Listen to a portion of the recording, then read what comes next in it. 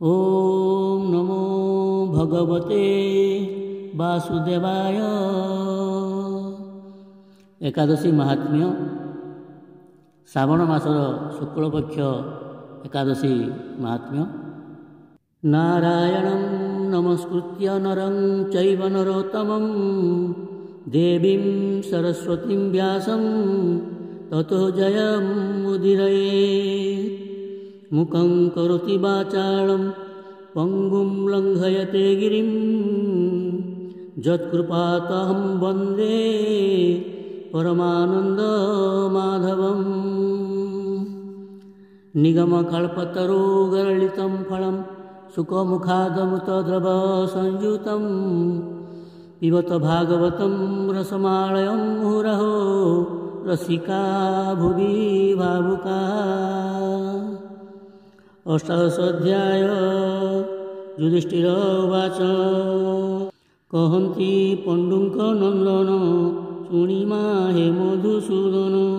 श्रावण शुक्ल एकादशी कहे केउ नामे भासी। एकादशी पुण्यफल विधि सहिते आदिमूल कहिबा जाहा शुणी नरे उत्सुक एबे स्वर्गपुरे। श्रीकृष्ण उवाच राजाए मन्त्र पचारन्ते आदरे कहन्ति अच्युते शुण हे नृप सावधान जे पाप हरा कथा मान जार श्रवणरे हेले बाजपेयर फल मिले। पूर्वे द्वापर जुग आदि जाइन माहस गादी एक ही राजा हेला तुही नामरे मोहिजित कही सेहु पालना कला मोहि समस्ते जही सुखी होई। एका नृपति हेले दुखी कूଳରେ तनयन देखी रुचिला नाही धन मोहि सन्तत पुत्र चिंता कही। पायस नथिले तनय पुଅ होई लोके दुःखमय चिंतारे पुरे नृपतिर गला जे काल बहुतर। रुहिंक गृह सुखतर नहिला उच्छ नृपंकर मंत्री सहित प्रजागणे डाकी कहिले दुख मने ए जन्मे जानी धर्म लोप करिमु नाही विप्रे कोप। अन्याय धन रखी नाही ब्रह्मस्व देवस्व वा काहि न्यायर अपहार काहि पापीर धन आनी नाही उत्तर परी प्रजा पाଳି धर्मरे जिणी वसुंधरी दोषकु देखि दंड देली शिष्टकु संभावना कली। ए रूपे धर्म मार्गे थाई कि पाओ पुंगी हेली मुहि द्विज उत्तम विचारंतु जे विधि उपाय करंतु। ए वाक्य शुणी नृपतिर समस्ते करी सुविचार निजर वृद्धावस्था देखि नृपति हेले अति दुखी। लोमस ऋषिंक उद्देश्ये गले समस्ते वन देशे ए वन से वन बुलिले बहुत आश्रम देखिले। नृपति हित मने धरी आश्रम मान अवधरी बुलन्ते मुनिंकी देखिले ताहांक निकटे मिलिले। ए घोर तर तपकार नित्य आनंद निराहार जे जित क्रोध निरामय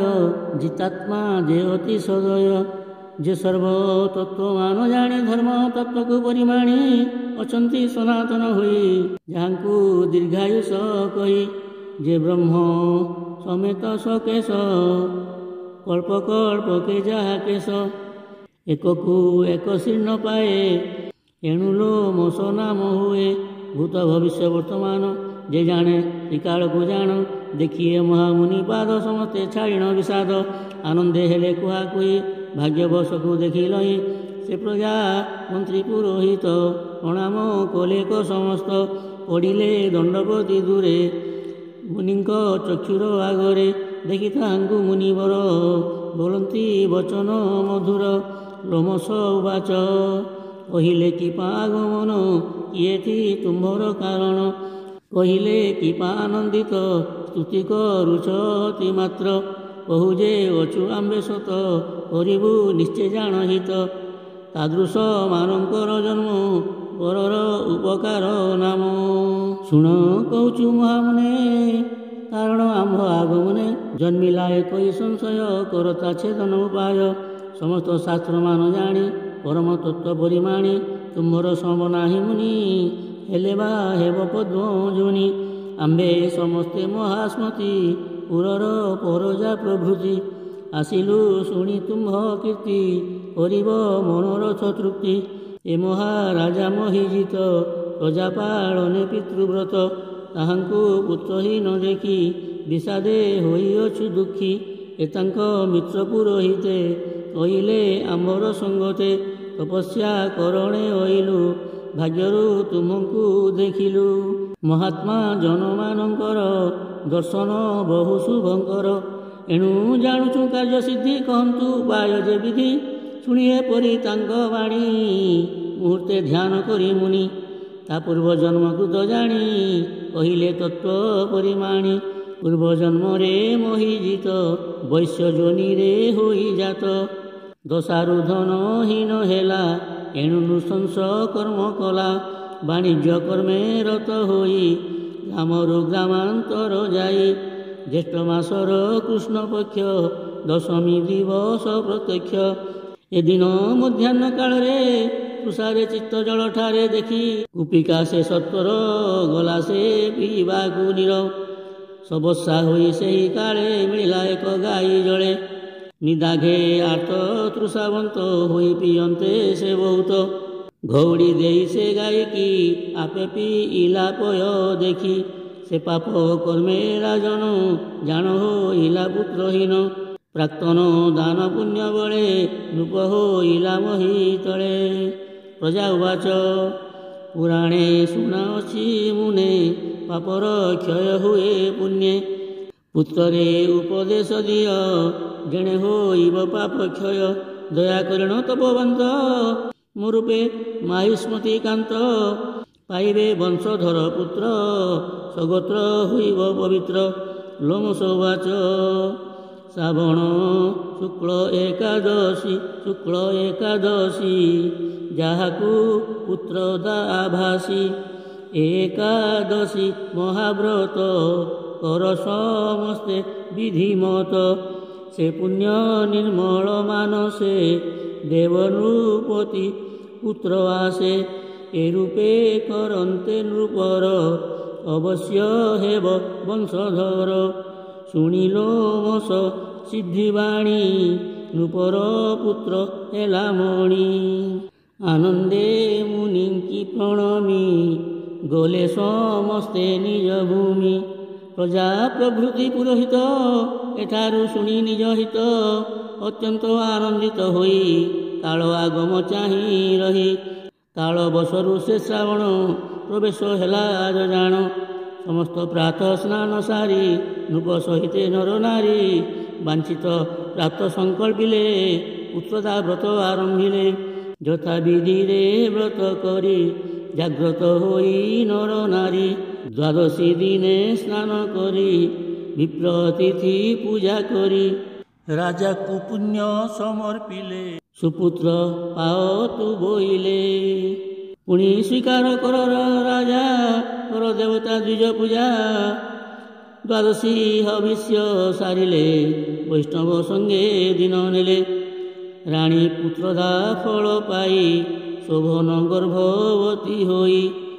ଶୁଭ ଦିନରେ ଯଥା କାଳେ ସେ ରାଣୀ ପୁତ୍ର ଜନ୍ମ କଲେ ଶ୍ରାବଣ ଶୁକ୍ଳ ଏକାଦଶୀ ଏ ରୂପେ ପୁତ୍ରଦା ବିକାଶୀ ଦୁଇ ଲୋକରେ ସୁଖ ଲାଭ ଥିଲେ କର୍ତ୍ତବ୍ୟ ହୋଇବ ଶ୍ରାବଣ ଶୁକ୍ଳ ଦ୍ୱାଦଶୀରେ ରବି ରହନ୍ତେ କର୍କଟରେ ଉଦ୍ଦେଶ୍ୟ ବାସୁଦେବ ଦେବ ପବିତ୍ରାରୋପଣ କରିବ ପବିତ୍ର କହିବା ଯେ ଶୁଣ ଶୁଣି କରିବ ଆରୋପଣ ଖୋମର ଯତ ତାମ ହେମ ବିଭବେ ଏ ଗୁଣ ଘେଣିମ କୁଶକୌଶେୟ ପଦ୍ମକାଶ ବ୍ରହ୍ମଣୀ କର୍ତ୍ତୃକ କାର୍ପାସ ଏ ଗୁଣମାନଙ୍କୁ ଘେନିମ ସ୍ନାନ କରିଣ ତ୍ରିଗୁଣିମ ଗ୍ରନ୍ଥି ଛିଦ୍ରକୁ ଅବଧରି ପୁଣି ତା ତିନି ଗୁଣ କରି ଗୋଦହ ନାନ୍ତରିତ ଶେଷ ପୂର୍ବ ଦିବସେ ଅଧିବାସ ବିପ୍ରଙ୍କୁ ନମସ୍କାର କରି ତେବେ ସ୍ୱଧର୍ମେ ପରିଚାରି ଗୁରୁଙ୍କୁ ଆଗରେ ବସାଇ आसन पादासन देई पवित्र स्वर्ण पात्रे भरी देवगंधादि पूर्व परी आउ जे वैष्णव ब्राह्मण पूजिब देई सुभोजन एथि देवंकु उद्धारिब पवित्र कृष्ण के देव रुद्र मूल मंत्रे जान विष्णुरे शिवे बा अर्पण वर्षकु वर्ष आचरिब पवित्रारोपण करिब एशोक सागर संसार जेबे तोरिबा इच्छा कर भक्ति मुक्ति रे जेबे लोभ ए व्रत केबे न छाड़िब विधिरे करिब ए व्रत विधिटी एथिरे नियत अन्यथा संवत्सरे पूजी विफल हुए थाओ बुझी करिण पवित्रारोपण महात्म्ये श्रवणे अर्जीव एकादशीरे त्रितय करि पापरु मुक्त हुओ पुत्रदा एकादशी कर सुपुत्र सौख्य पाओ नर परलोकरे सुख पाओ जान स्वर्गकु ए उपाय इति श्री भविष्योत्तर पुराणे श्रावण शुक्ल पुत्रैकादशी महात्म्ये नाम अष्टादशोऽध्याय भीमेस्या विरणे भंगो मुनेर विमति भ्रम यदि शुद्धम अशुद्धम वा मम दोषो न विद्यते हरि बोल।